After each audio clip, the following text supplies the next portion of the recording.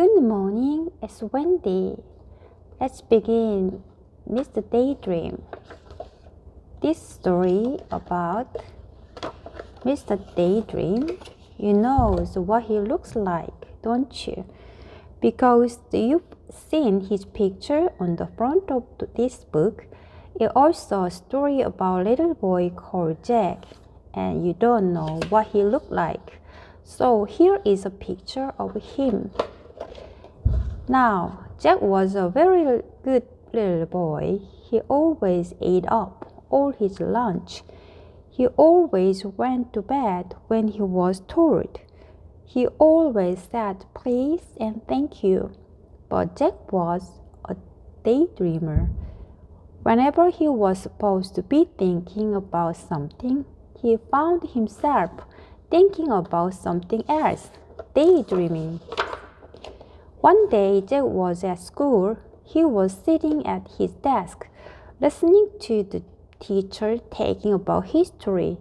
It was a very warm day. Jack was glad he was sitting at the back of the classroom next to open window. Suddenly, out of the corner of his eye, Jack saw something outside the window on the grass in front of the school. Something blue. It was a small and cloud-shaped figure. Jack couldn't believe his eyes. The figure looked at Jack, looking at him, smiled and waved. Jack looked at his teacher, who was still talking. Then he got up quietly, ever so quietly, and slipped out of open window. He closed the glass to the strange-looking cloud-shaped figures. "Hello," he said. "Who are you?" "I'm daydreaming," said the figure. "What's your name?" "Jack," said Jack. "I'm going up on an adventure," said Mr. Daydream to Jack. "Would you like to come with me?" "Oh, yes, please," replied Jack. "Very well then," said Mr. Daydream, and putting 2 fingers in his mouth, he let out the loudest whistle Jack had ever heard in his whole life. A huge bird swooped down out of the sky and landed beside Jack and Mr. Daydream. "Come on," said Mr. Daydream to Jack, and climbed into bird bag. Jack climbed onto. It was a really enormous bird, and there was plenty of room for both of them. "Hold on," said Daydream. Jack held on tight. The huge bird flapped its huge wings, and suddenly there was high up in the air. They flew faster and faster over the countryside. They flew over fields and farms and towns and hills and trees and valleys until they were far, far away from Jack's school. It was very exciting. Mr. Daydream turned to Jack. "How would you like to go to Africa?" he shouted. They were traveling so fast now. Jack just nodded his head and held on even tighter, and they flew across the sea. Suddenly, it seemed in no time at all, there below them was Africa. The bird landed in a jungle clearing, and Jack and Mr. Daydream climbed up the bird back. It was very hot. "Come on," said Mr. Daydream to Jack. "Let's go and explore." So up they set, pulling their way through the jungle. Suddenly, in the middle of the clearing, they saw an elephant. "Hello, Mr. Daydream," trumpeted the elephant down its trunk. "Would you like a lift?"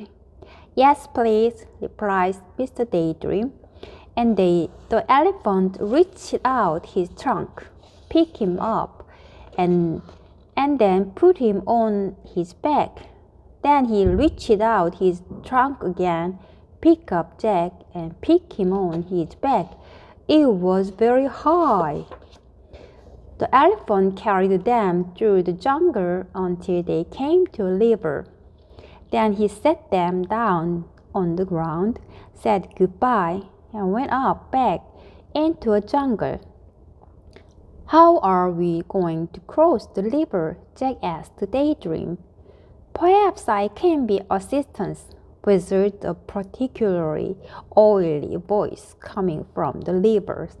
They looked, and there was a crocodile. Use my back as a bridge, suggested the crocodile. It was very helpful. They were halfway across the river on the crocodile's back when the crocodile grinned a rather lasting grin, all teeth and no smile. Then, flicking his enormous tail and shooting Jack and Mr. Daydream up into the air, the crocodile opened his horribly large mouth and waited. It was very frightening. Oh dear, gasped Jack, and he looked down at that enormous mouthful of teeth. Oh dear, oh help! Miss Daydream, upside down beside him, put 2 fingers in his mouth and let out that very large whistle of his. Suddenly, just as the crocodile's mouth was about to go snap, the big bird swooped down out of the sky. Mr. Daydream and Jack landed right on the bird's back. Ooh, said Jack. Bother, said the crocodile. Well, I promised you an adventure, didn't I?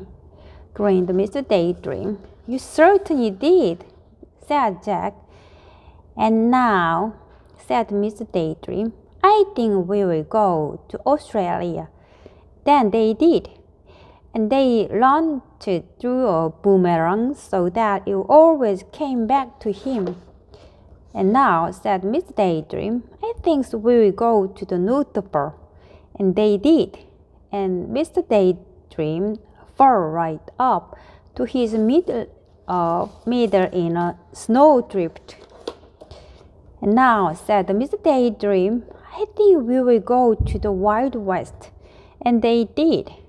And Mr. Daydream found a huge 10-gallon cowboy hat. The trouble was, when he put it on, he couldn't see out. Jack, he called from underneath the hat. Jack, Jack, said Jack realized that it wasn't Mr. Daydream saying his name. It was his teacher. And Jack wasn't in the Wild West. He was sitting at his school desk.